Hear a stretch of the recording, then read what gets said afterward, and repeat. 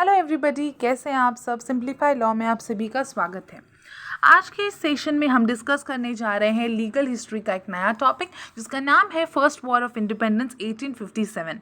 इस सेशन की शुरुआत करने से पहले आप सभी से रिक्वेस्ट है कि अगर आप इस चैनल पर नए हैं तो प्लीज़ इस चैनल को सब्सक्राइब कर दीजिएगा, बेल आइकन प्रेस करना ना भूलें ताकि मेरी वीडियोज़ की नोटिफिकेशन सबसे पहले आप तक पहुँच सके। चलिए बिना टाइम वेस्ट किए शुरू करते हैं हमारा आज का ये session, first war of independence 1857।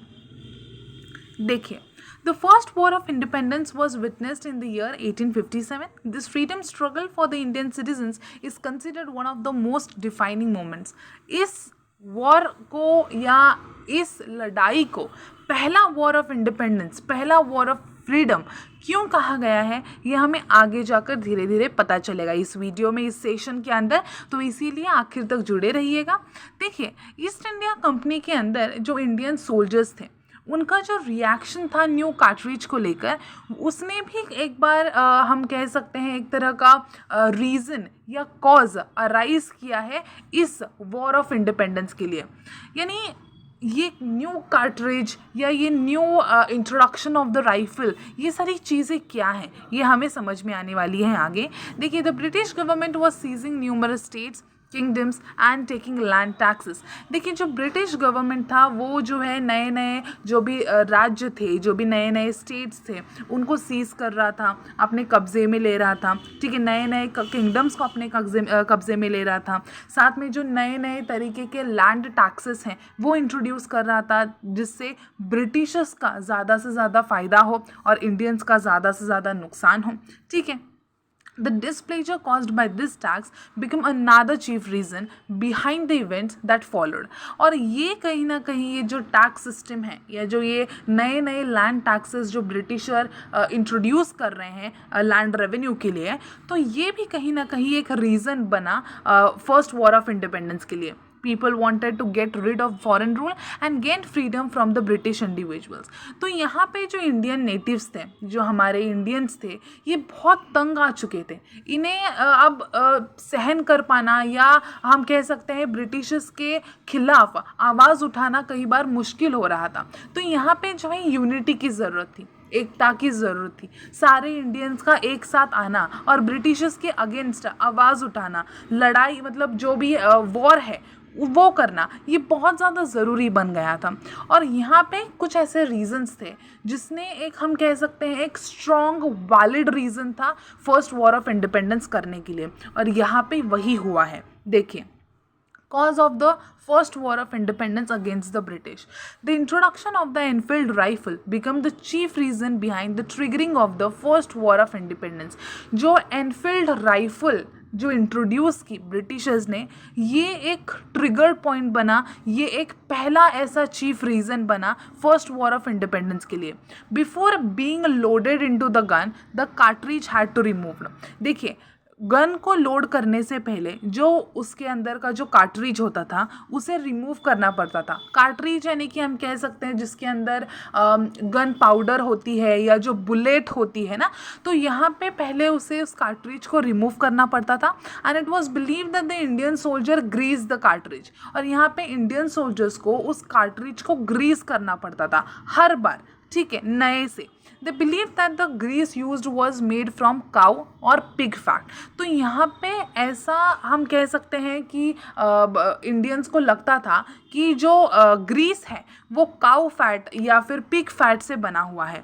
Harming this animals was against the sentiments of Muslims and Hindu individuals.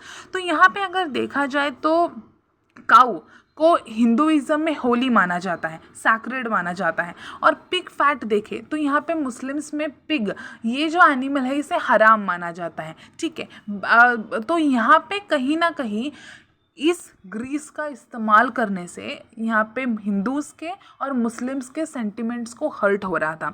तो ये एक चीफ रीज़न बना इस वॉर को करने के लिए, या फिर एक ऐसा रीज़न बना जिसने इस वॉर ऑफ इंडिपेंडेंस में एक इम्पॉर्टेंट रीज़न प्ले किया है, ठीक है। The revolt of 1857 began from this point onwards. The Indian sipahis were enraged against the British due to the Enfield rifle. आपने अगर मंगल पांडे ये मूवी देखी है तो आपको उस मूवी में ये समझ आ जाएगा कि ये जो war of independence, first war of independence 1857 हुआ, उसके मेन बेसिक रीजंस क्या थे, ठीक है, जिसमें ये राइफल की भी या फिर ये ग्रीस की, जिसमें कहा जाता है कि काऊ और पिग फैट का इस्तेमाल किया गया है, इस चीज़ों के बारे में जो है उस मूवी में बताया गया है। तो अगर आपने नहीं देखी है तो वो मूवी देख लीजिएगा। देखिए, social causes of the first war of independence against the British. यहाँ पे देखिए इकोनॉमिक रीजंस में कहा है कि जो पीसेंट्स थे वर affected heavily by the reforms in the revenue system and taxation की वजह से, ये नए नए टैक्सेस या रेवेन्यू सिस्टम या नए नए रिफॉर्म्स इंट्रोड्यूस करने की वजह से जो पीसेंट्स थे, जो फार्मर्स थे, उन्हें बहुत बुरा उनके ऊपर असर पड़ रहा था। Several administrative policies were introduced and imposed by the British government to expand their territory. साथ में नए नए एडमिनिस्ट्रेटिव पॉलिसीज लाए जा रहे थे बाय द ब्रिटिशर्स अपनी टेरिटरी को एक्सपांड करने में, नए नए स्टेट्स जो है, नए नए किंगडम्स को अपने अंडर, अपने कंट्रोल में लाने के लिए, ठीक है। तो ये कहीं ना कहीं एक रीज़न बना जिसकी वजह से जो है इंडियंस पर काफ़ी ज़्यादा बुरा अफेक्ट या इम्पैक्ट पड़ रहा था। पॉलिटिकल कॉज की अगर बात करें तो जो अनजस्ट पॉलिसीज थे जिसकी वजह से जो है ब्रिटिश अपना जो कंट्रोल है वो एक्सपांड कर रहा था, ठीक है। और इसकी वजह से क्या है, जो ज़मींदार थे, जो नवाब्स थे ना इंडिया में अक्रॉस द टेरिटरी, वो अपनी अपनी पावर खो रहे थे। तो कहीं ना कहीं ब्रिटिशर्स का अपने कंट्रोल का एक्सपांशन करना नवाब्स के ऊपर, ज़मींदार्स के ऊपर भी नेगेटिवली कहीं ना कहीं अफेक्ट कर रहा था। तो इसकी वजह से जो इंडियन नेटिव्स थे, जो ज़मींदार्स थे, जो नवाब्स थे, यानी कि इंडियन रिच पीपल जो भी थे, उन्हें भी ये चीज़ें पसंद नहीं आ रही थी। कहीं ना कहीं देखिए, किसी को भी ये चीज़ पसंद नहीं आएगी कोई हमारे ही घर में आकर अपना हुक्म चलाए या अपना ही कंट्रोल, हमारे घर में आकर हम पर ही अपना कंट्रोल आजमाने की कोशिश करे। तो कहीं ना कहीं इस चीज़ों का जो है बुरा असर सभी पर across the whole territory across the whole country पड़ रहा था। The unfair policies such as the policy of indirect subordination, trade and commerce and the policy of war and annexation made the rulers the victims of the expansion by the Britishers. तो यहाँ पे जो natives थे या फिर हम कहते जो पहले से रूल करते आ रहे थे इंडिया में, तो उन पे भी अफेक्ट हो रहा था और वो कहीं ना कहीं ब्रिटिशर्स के कंट्रोल में आ रहे थे, उनके अंडर काम कर रहे थे और वो विक्टिम बन रहे थे ब्रिटिशर्स के रूल के लिए, ठीक है। तो ये कहीं ना कहीं एक इम्पॉर्टेंट रीजंस बने जिसकी वजह से फर्स्ट वॉर ऑफ इंडिपेंडेंस हुआ या करना पड़ा, जिसके अंदर हमने देखा कि जो राइफल वाला पॉइंट है, जिसके अंदर वो ग्रीस वाला पॉइंट आया, कार्ट्रिज वाला पॉइंट आया, ठीक है, काऊ और पिग फैट वाला पॉइंट आया, ये कहीं ना कहीं जो रिलीजियस सेंटिमेंट्स हैं हर्ट करने की वजह से जो है यहाँ पे लोग जो थे इंडिया के वो बहुत नाराज़ थे, इसीलिए ये कहीं ना कहीं एक इम्पॉर्टेंट रीज़न बना। सेकंड जो हमने देखा वो ये था कि लैंड रेवेन्यू या फिर लैंड टैक्सेशन सिस्टम में जो नए नए रिफॉर्म्स लाए जा रहे थे, इसकी वजह से जो फार्मर्स हैं, जो पीसेंट्स हैं, उन्हें बहुत नुकसान सहना पड़ रहा था और यहाँ पे ब्रिटिशर्स को फ़ायदा ही फ़ायदा हो रहा था।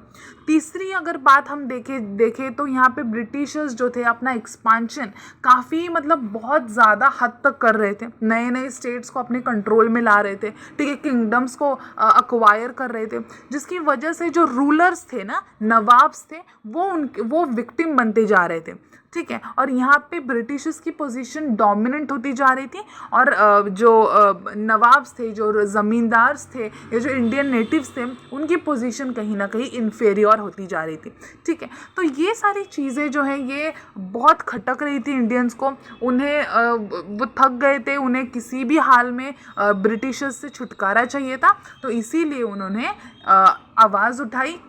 सब जो इंडियन नेटिव्स थे, जो भी रूलर्स थे, वो इकट्ठा आए और फर्स्ट वॉर ऑफ इंडिपेंडेंस 1857 किया। जो प्रोमिनेंट या जो हम कह सकते हैं जो फ्रंट पोजीशन पे जो लीडर्स थे इन द रिवॉल्ट ऑफ 1857 वो थे जैसे कि रानी लक्ष्मीबाई झांसी से, मौलवी लियाकत अली इलाहाबाद एंड बनारस से, मंगल पांडे बराकपुर, तात्या टोपे नाना साहिब अजीमुल्ला खान जो एडवाइज़र थे नाना साहिब के, कानपुर, और भी बहुत सारे ऐसे फ्रीडम फाइटर्स या लीडर्स थे जिन्होंने 1857 इस रिवॉल्ट के अंदर ना अपना एक बहुत ही इम्पॉर्टेंट रोल प्ले किया है। कहीं ना कहीं जो यूनिटी है, कहीं ना कहीं जो एक साथ आकर ब्रिटिशर्स के अगेंस्ट आवाज़ उठाने वाली ये जो फीलिंग है, नेशनलिटी वाली फीलिंग है, हम कह सकते हैं कि जो देशभक्ति वाली फीलिंग है, ये कहीं ना कहीं इस वॉर ऑफ इंडिपेंडेंस से लोगों के अंदर, इंडियंस के अंदर आई। ओके, आगे देखिए, why did the revolt of 1857 collapse. अब 1857 वाला ये जो वॉर है या ये रिवॉल्ट है, ये उतना काफ़ी मतलब उतने हद तक क्यों नहीं चला, क्यों कोलैप्स हुआ, ऐसे क्या रीजंस थे जिसकी वजह से इसका इम्पैक्ट पॉजिटिवली पूरे इंडिया पर क्यों नहीं पड़ा। तो देखिए, the revolt of 1857 began with the purpose of ousting the British from India, ठीक है, but the purpose remain unfulfilled due to the following reasons. यानी ये जो रिवॉल्ट किया गया, इसके पीछे का फोरमोस्ट रीज़न यही था कि ब्रिटिशर्स को इंडिया से बाहर निकालना है। लेकिन ये जो पर्पस है ये क्यों फुलफिल नहीं हुआ, इसके कुछ रीजंस हैं। देखिए, 3 presidencies of Bombay, Madras and Bengal remain unaffected for the most part. Northern India was affected majorly by this revolt. देखिए, जो बॉम्बे, मद्रास और बंगाल प्रेसिडेंसीज थे, इनका जो है इस रिवॉल्ट का इन प्रेसिडेंसीज के ऊपर कोई अफेक्ट नहीं पड़ा। यहाँ पे जो है यहाँ के लोगों ने कहीं ना कहीं उतना ज़्यादा उन्हें हम कह सकते हैं टॉर्चर या उन्हें उतना ज़्यादा तकलीफ नहीं थी, शायद इसीलिए वो इकट्ठा नहीं आ पाए। Northern India was affected majorly by this revolt. Second, अगर देखा जाए तो no plan for after the defeat of the British was prepared by the leaders of the revolt of 1857। They did not envision any plan. यहाँ पे जो है Indians के द्वारा ऐसा कोई प्लान नहीं था कि अगर ब्रिटिश डिफीट करते हैं तो उसके बाद में क्या करना है, या फिर अगर हमारी डिफीट हो जाती है तो उसके बाद हमारा नेक्स्ट प्लान क्या होगा, उसके बाद हमारे नेक्स्ट स्टेप क्या होगी। तो कहीं ना कहीं प्लान करने में भी हम कम पड़ गए। No coherent plan was followed for getting the British to leave India. Other than the lack of coherency, a single leader was lacking. This movement was followed by many leaders across different parts of India. साथ में अगर देखा जाए तो यहाँ पे एक proper, well prepared, well structured plan की कमी थी ब्रिटिशर्स को इंडिया से बाहर निकालने के लिए, ठीक है। और कहीं ना कहीं जो है कम्युनिकेशन की प्रॉब्लम थी। कम्युनिकेशन एक लीडर का दूसरे लीडर के साथ, या एक किंगडम के रूलर का दूसरे किंगडम के रूलर के साथ ही में यहाँ पे जो लीडर्स थे उनके बीच में भी कॉन्फ्लिक्ट ऑफ इंटरेस्ट बहुत था। इंडियंस के लीडर्स की बात कर रही हूँ मैं, जो भी फ्रीडम फाइटर्स थे, यहाँ पे जो है यूनिटी की और एक तरह का इंटरेस्ट होने की ज़रूरत थी। कई बार ऐसा भी हुआ था इस वॉर के या इस फेज़ के दौरान कि जो अपने ही इंडियंस जो हैं वो अपने पर्सनल इंटरेस्ट के लिए या पर्सनल फ़ायदे के लिए ब्रिटिशर्स के साथ हाथ मिला रहे थे, ठीक है, ताकि बस उनका सेल्फ गेन हो, उनका सिर्फ खुद का फ़ायदा हो। यहाँ पे वो कंट्री के बारे में नहीं सोच रहे थे कि अगर भाई फ्रीडम मिल गया तो हमें छुटकारा मिल जाएगा ब्रिटिशर्स से। नहीं, वो बस अपना खुद का फ़ायदा कैसे हो ये भी कुछ लोग देख रहे थे इंडियंस के, जिसकी वजह से वो ब्रिटिशर्स के साथ हाथ मिला रहे थे। तो कहीं ना कहीं यहाँ हम कम बढ़ गए, ठीक है। यहाँ पे जो है जो भी रूलर्स हैं हमारे, तो यहाँ पे साथ में आकर इकट्ठा होकर एक प्रॉपर प्लान बनाकर ब्रिटिशर्स को कैसे डिफीट किया जाए इसके बारे में सोचने की बहुत ज़्यादा ज़रूरत थी। तो यहाँ पर भी हम थोड़ा सा कम पड़ गए। तो ये सारे कहीं ना कहीं रीजंस हैं जिसकी वजह से जो है ये 1857 वाला रिवॉल्ट उतना हद तक जो है सक्सेसफुल नहीं हो पाया। लेकिन फिर भी ऐसा नहीं है कि इस रिवॉल्ट से कुछ फ़ायदा हुआ नहीं, ऐसा बिल्कुल नहीं है। इस रिवॉल्ट से डेफिनेटली कुछ ना कुछ फ़ायदा हुआ है, और वो क्या है हम इम्पैक्ट में जानेंगे कि बेसिकली इस रिवॉल्ट ऑफ 1857 का हमारे देश पे क्या असर पड़ा, ठीक है, और इसने इंडिपेंडेंस में कितना रोल प्ले किया है इस रिवॉल्ट में। देखिए, the first war of independence against the British is considered one of the most important marking in the Indian history. पहला देखिए इम्पैक्ट हम ये कह सकते हैं कि this revolt expose the hollowness of the East India Company's rule. हाँ, ये एक फ़ायदा हुआ है कि इस रिवॉल्ट की वजह से हमें पता चल गया कि ईस्ट इंडिया कंपनी और उनकी पावर कितनी खोखली है या कितनी पावरफुल है। ठीक है, ऐसा नहीं था कि पूरी हर तरह से जो है ईस्ट इंडिया कंपनी पावरफुल थी और कहीं भी वो लैग बिहाइंड नहीं कर रही थी, ऐसा बिल्कुल भी नहीं है। उनमें भी होलोनेस था, उनमें भी कहीं ना कहीं कुछ चीज़ें थी जहाँ पे वो बैक फुटिंग पे थे। ठीक है, अब देखिए, the British government decided to abolish the rule of East India company since it could not afford to lose India by hook or crook. जो ब्रिटिश गवर्नमेंट थी, ठीक है, जो इंग्लैंड गवर्नमेंट थी, यहाँ पे उन्हें किसी भी हद से, किसी भी मतलब बाय हुक और crook, by at any cost उन्हें इंडिया को छोड़ना नहीं था या इंडिया से अपना रूल हटाना नहीं था। तो यहाँ पे वो किसी भी तरह से इंडिया को लूज़ करना अफोर्ड नहीं कर सकती थी ब्रिटिश गवर्नमेंट। इसीलिए उन्होंने ईस्ट इंडिया कंपनी का रूल जो है इंडिया में अबॉलिश कर दिया और इसके बाद में ब्रिटिश पार्लियामेंट ने खुद अपनी डायरेक्ट गवर्नमेंट जो है इंडिया में इंस्टॉल कर दी। मतलब जो पहले ब्रिटिश गवर्नमेंट अपना रूल ईस्ट इंडिया कंपनी के थ्रू चला रही थी, इस रिवॉल्ट के बाद जो है ईस्ट इंडिया कंपनी का नामो निशान हट गया इंडिया से और ब्रिटिश गवर्नमेंट ने अपना डायरेक्ट कंट्रोल, डायरेक्ट गवर्नमेंट जो है इंडिया में इंस्टॉल कर दी। The second impact was the backbone of British rule in India was shaken to its root due to intensity of the revolt. Even though the revolt remained confined to smaller part, the intensity caused by it was huge.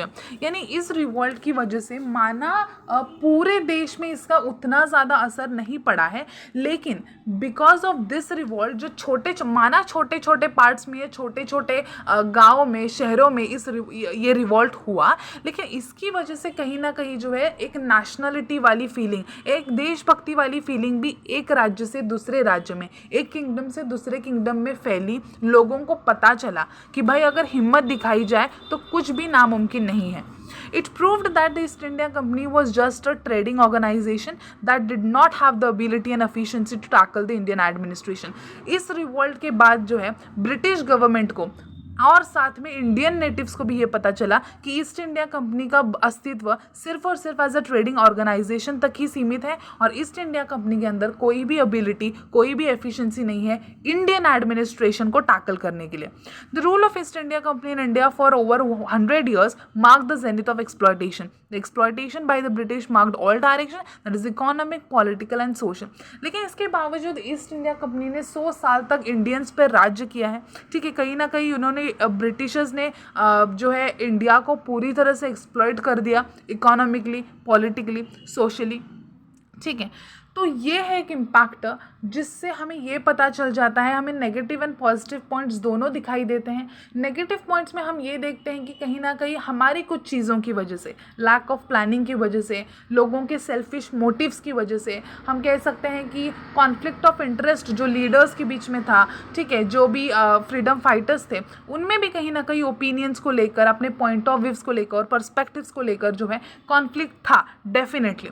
लेकिन इससे फ़ायदा ये हुआ इस revolt से कि कहीं ना कहीं एकता जो है यहाँ पे स्ट्रेंथन हुई। एकता जो है, लोग इकट्ठा आए हैं, एक साथ जो है उन्होंने ब्रिटिशर्स के अगेंस्ट आवाज़ उठाई है। ठीक है, तो इसका फ़ायदा काफ़ी हद तक भी हुआ है, जिसके थ्रू आज जो हम ये इंडिपेंडेंस वाली कंट्री में रह रहे हैं, कहीं ना कहीं इंडिपेंडेंस होने के पीछे इस रिवॉल्ट का भी बहुत बड़ा हाथ है। तो इसे नज़रअंदाज, डेफिनेटली अंडर एस्टिमेट नहीं किया जा सकता। तो ये है first war of independence 1857। I hope आपको समझ आया होगा।